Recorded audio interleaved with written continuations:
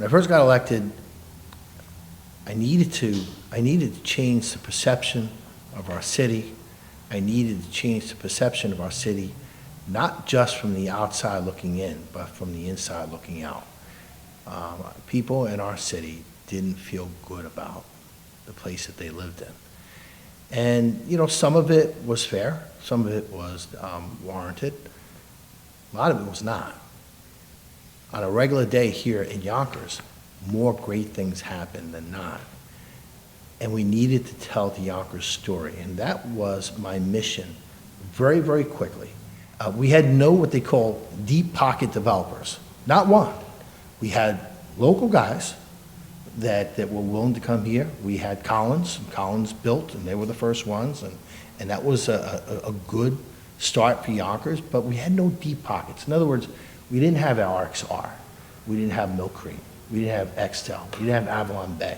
None of them wouldn't get caught dead in this town because they didn't like what they needed to do to move a development. They didn't like what they had to do in terms of the red tape at City Hall, in terms of trying to get labor to move in their direction.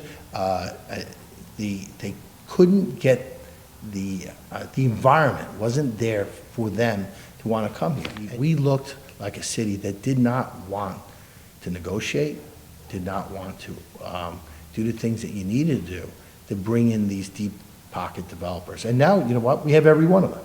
They're all here. Extel starting to build their development, but Avalon Bay has built.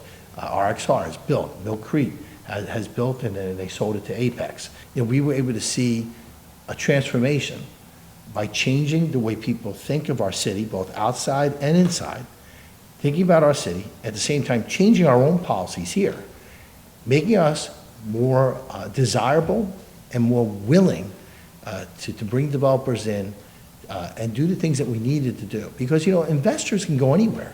They can invest their hundreds of millions and, frankly, billions of dollars anywhere. Yonkers is the recipient of $4 billion worth of new development happening here on the water's edge and happening all across the city. No part of the city was left untouched.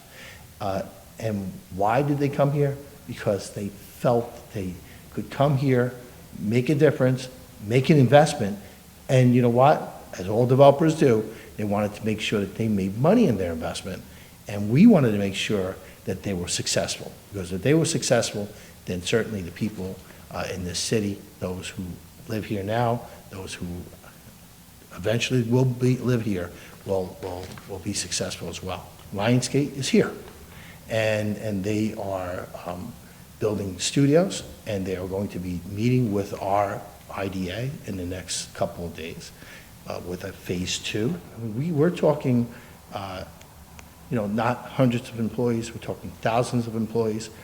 We're talking other film studios that are following, soon to announce. We anticipate that will be happening. And then we are also talking about some other things that to kind of travel along with film studios, which are going to have a real positive effect on the people of this community.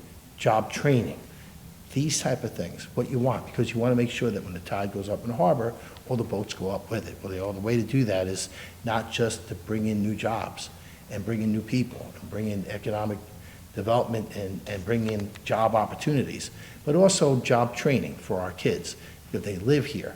And when they watch on TV, Made in Yonkers, they want to make sure that when they're scrolling those names too, that maybe some of our Yonkers kids are a part of that scroll. So we were very successful in our efforts to change the way Hollywood thought of Yonkers, what Hollywood thought of Yonkers. And now they love coming here. They want to be here. And so much so that they're building studios here, which will only make it that much better. We went from 2 days of shooting in 2011 to well over 200 days a year, every year since. We went really from nowhere to people calling us Hollywood on the Hudson. We knew that we had to be a green city. We knew we could do better.